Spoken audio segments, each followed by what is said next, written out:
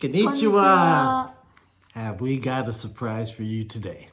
We have in the house none other than the awesome, infamous Lip Blister Greg and the Bomb. Yes, I know you're trying to contain your excitement, but they're outside right now signing autographs. And I think Bomb was beating up a couple of the security guys. She wasn't happy with the security arrangements.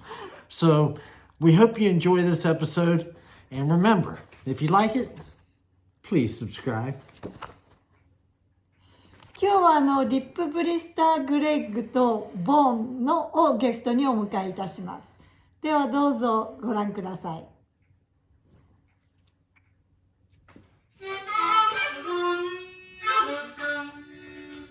Thank you. Please. We gotta do this interview. Thank you. How y'all doing? Lip Blister Greg and the Bomb. Today we got a special treat. You know, the first time I went to Japan, I was extremely surprised.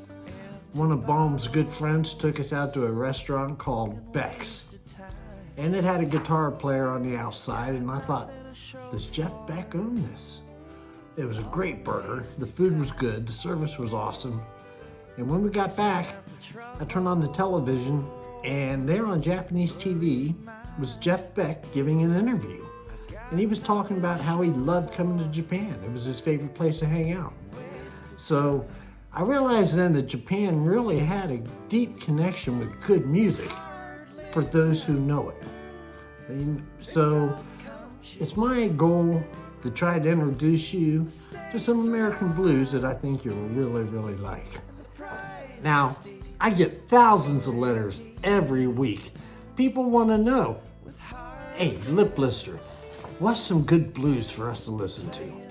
So I took a list of some of my favorites, and I thought I would share them with you.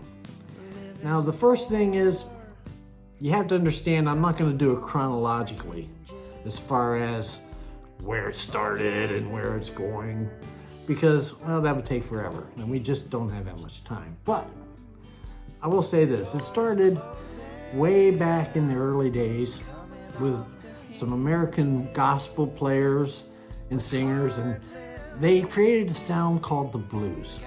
And it was slow. It was kind of like the Mississippi Delta blues.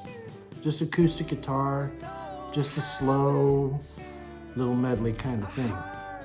But then as the years went by and it spread, different regions around America developed different sounds of the blues.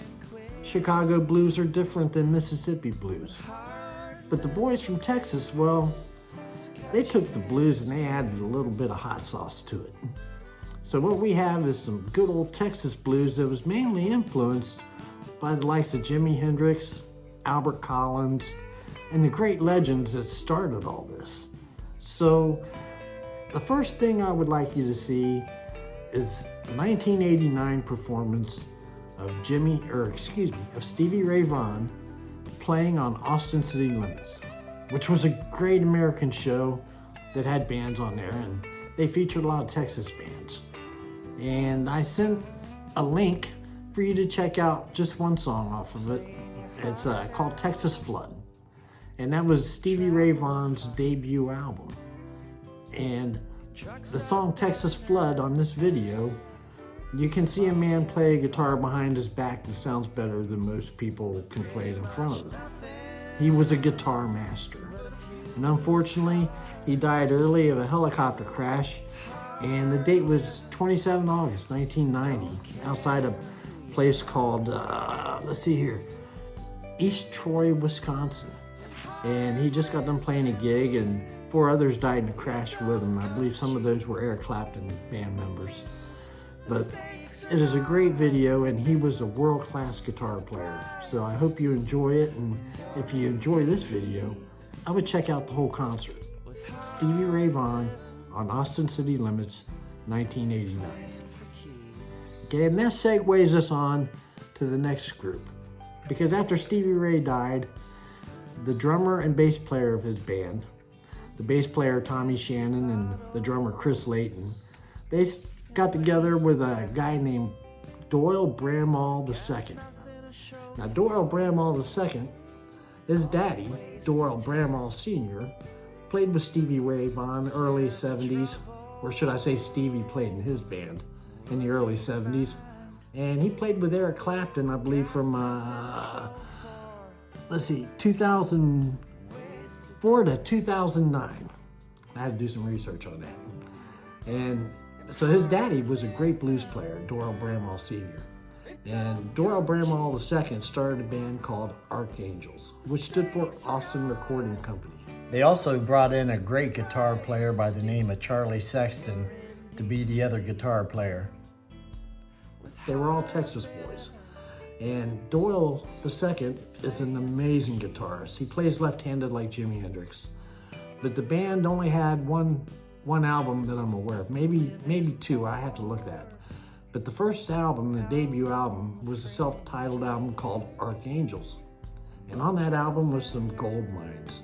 It is one of those albums that you put on and it feels like you're sitting right there next to the artist as he's recording. It's so crisp and so clear. And I'm gonna give you a link to check out this album. And I know you're gonna like it. If you're just sitting around the house cleaning, doing something, it is excellent music for background music. And it's two world-class guitar players having a good time. So we hope you enjoy it. And also, we hope you enjoy the pictures that we've sent and submitted in the links. And remember, it's always about the blues. The blues is America's gift to the world, and we hope you enjoy this. And next week, or maybe the week after, I will be doing a feature on Takanaka. Is that his name, Takanaka Bone? The Japanese blues player? Yes. Okay, I had it right. Sometimes I get it mixed up. But he's a dynamite blues player. So we hope you enjoy this, and we'll see you next time around.